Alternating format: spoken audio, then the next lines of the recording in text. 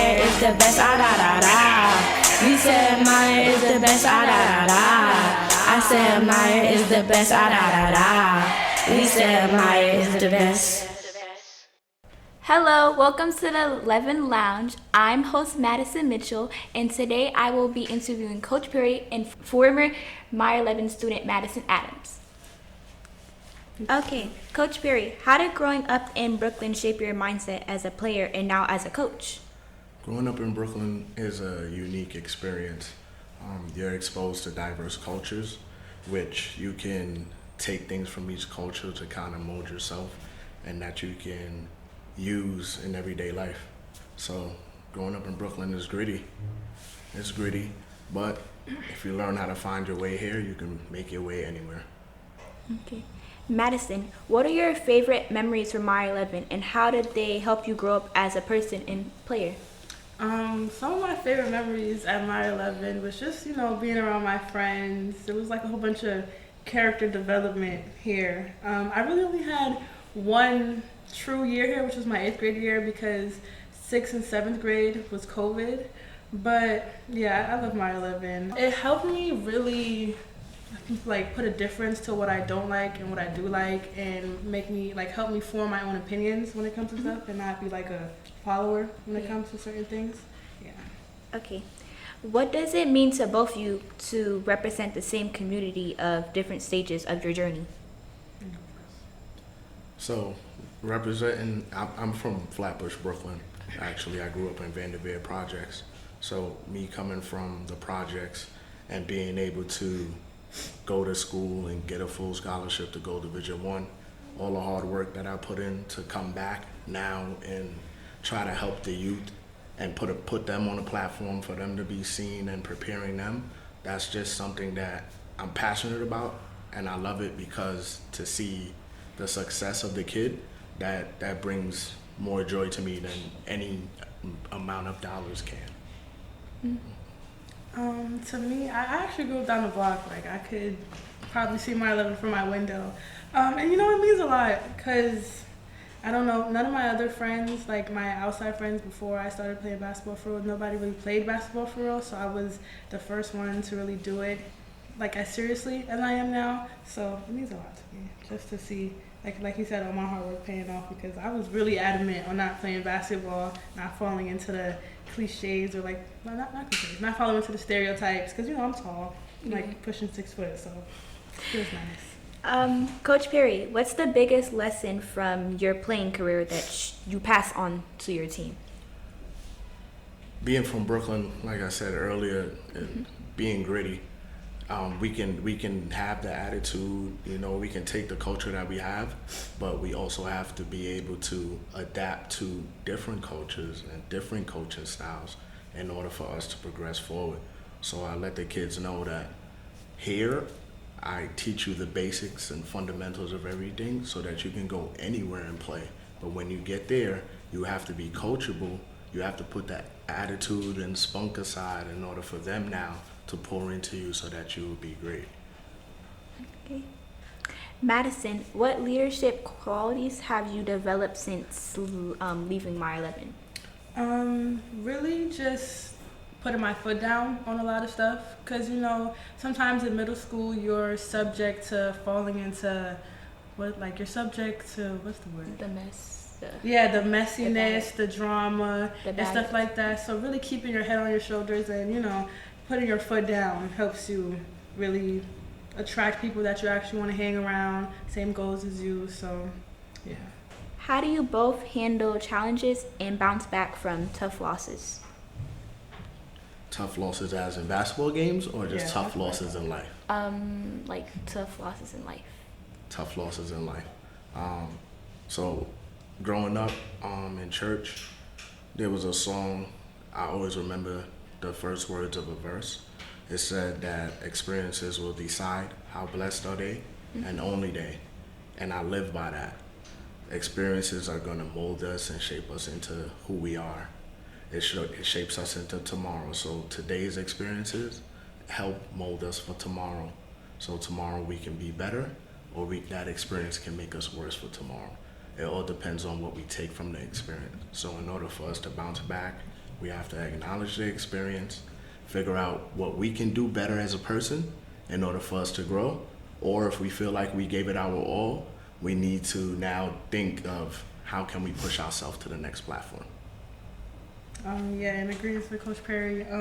I feel like when it comes to tough losses and stuff like that, I really have to first make peace that it happened, and then just try to learn from it, to try to not let it happen again, or just know how to deal with it if it does happen again. Okay. How important is it to give back to the community that raised you? It's very important.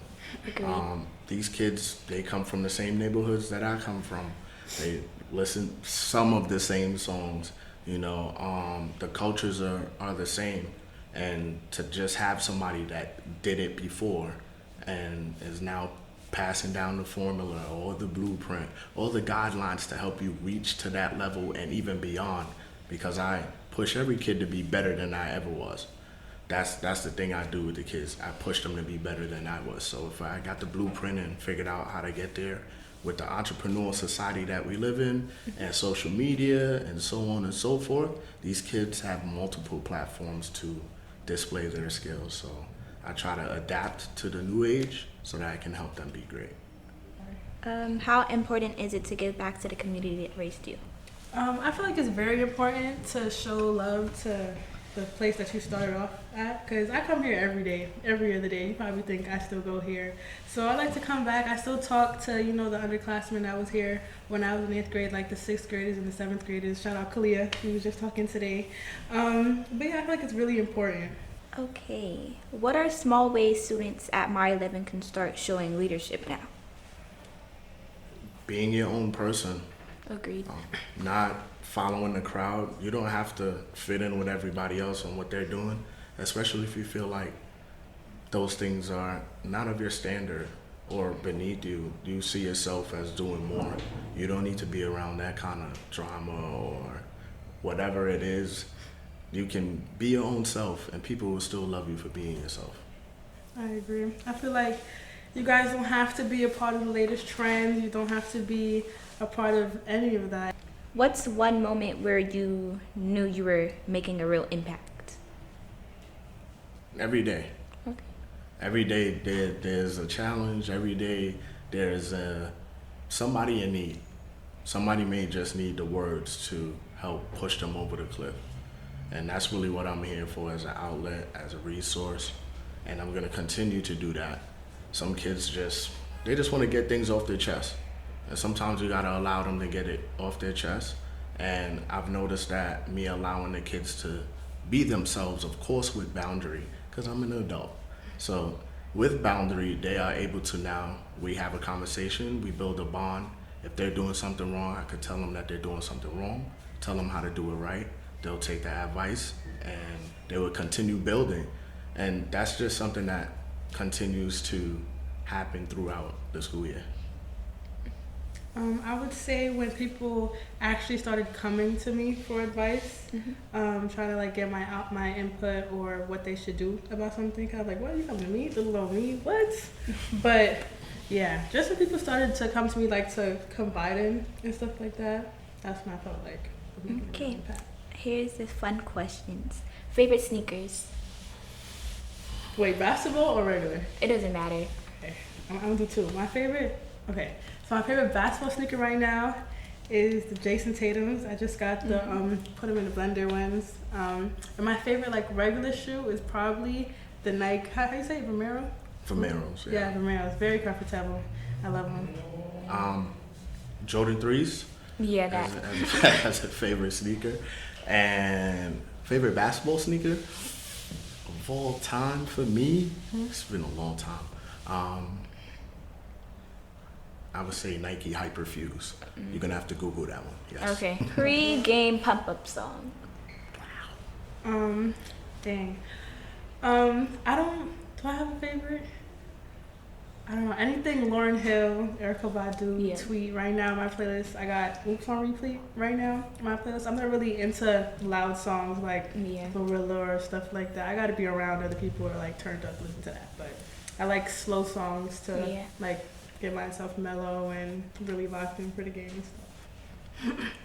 pump up song. Haven't really had a pump up song in a long time. That's because I haven't really suited up to play on a serious level. I would say Lil Wayne, a Millie. Who's your favorite coach or mentor growing up? I gotta say, this guy right here. He was my first real coach, real mentor, and I feel like I had to jackpot with this one. I really don't got no problems. I go to him with almost everything. Very, very wonderful person to talk to. He's gonna tell you what you don't want to hear, what you need to hear. It's just a great person. Do you have a favorite coach or mentor? I have a couple. Terrell Wallace, Reginald Murray, Carl Tisdale. Those guys were my AAU coaches. Those guys helped mold me into the person that I am today. They all, even if it was different points, like from 11 to 14 was one, 14 to 16 was another, 16 to 18 was another. And Sun Youth, which is the program that's in the building, Sun stands for Sports Oriented Nurturing, and we teach life skills through sports. So we mentor all the way to adulthood. So I even talk to my mentor now. I actually go back to the gym where he's at, and I still help train kids, so on and so forth. He helps with jobs. He helps with resumes. We do all kind of other things besides basketball. Okay. What's something you do just for fun away from basketball and coaching? I love reading. I like to go outside and, touch some grass, make sure I really disassociate from social media, because sometimes you really have to realize social media is not real. Snapchat is not real. Instagram is not real. Them stupid little group chats you're in is not real. And you really just have to go and breathe some fresh air. I like doing nails too. Yes. Yeah, book the look guys, touched by Ari on Instagram. Yeah. There's nothing fun besides basketball. Okay. No, I'm playing. I do like to go by the ocean and sit down and kind of just meditate, kind of just free my mind and just get ready for the next thing without having to think too much or push stress on myself or worry about a deadline. Just kind of being out in nature just kind of ease my mind, ease my soul. Yes. Okay. One word to describe your journey so far. I would say awakening. Really, throughout, since I left Meyer 11, I'm not gonna lie, there's been a couple of canon events, really eye-opening type of stuff going on in my life, and really made me realize, it's not that serious. Stuff I was stressing about in 6th, 7th, 8th, it's really not that serious, I promise you guys. Worrying about boys and school and stuff, well, no, worry about school guys, for real. Yeah. But, it's really just not that serious. It's just not that serious. The mindset you gotta gain, or mindset you have to, what's the word for it? Just something that you have to learn as you go. Okay. I'll say that. Purposeful. Each step has been purposeful, even from being at a young age. Everything has been purposeful, even up until my adult age. Just living with purpose.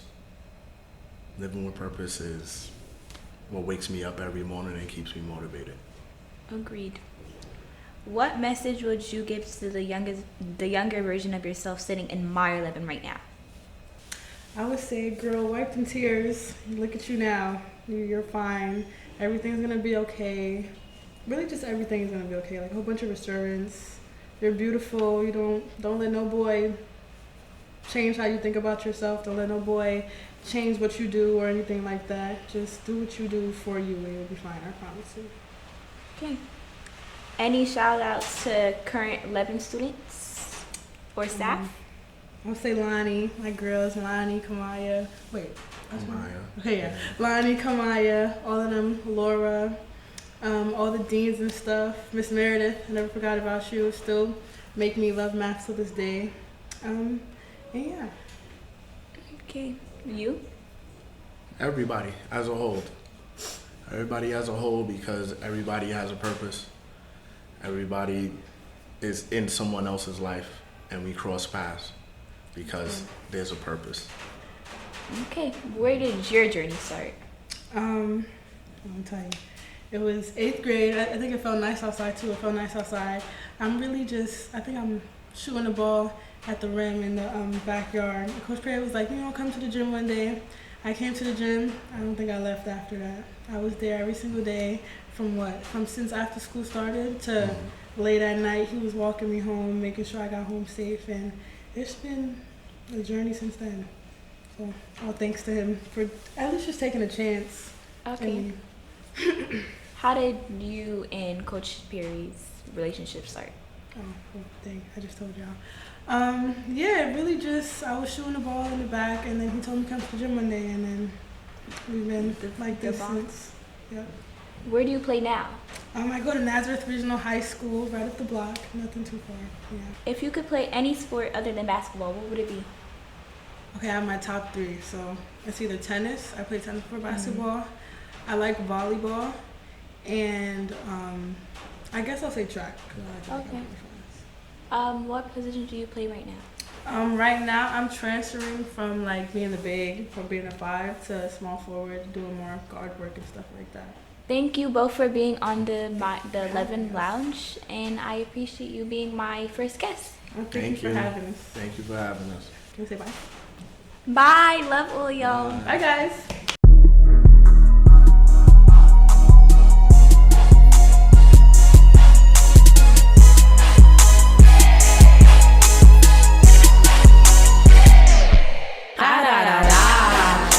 Meyer is the best, We said Meyer is the best, I said Meyer is the best, We said Meyer is the best.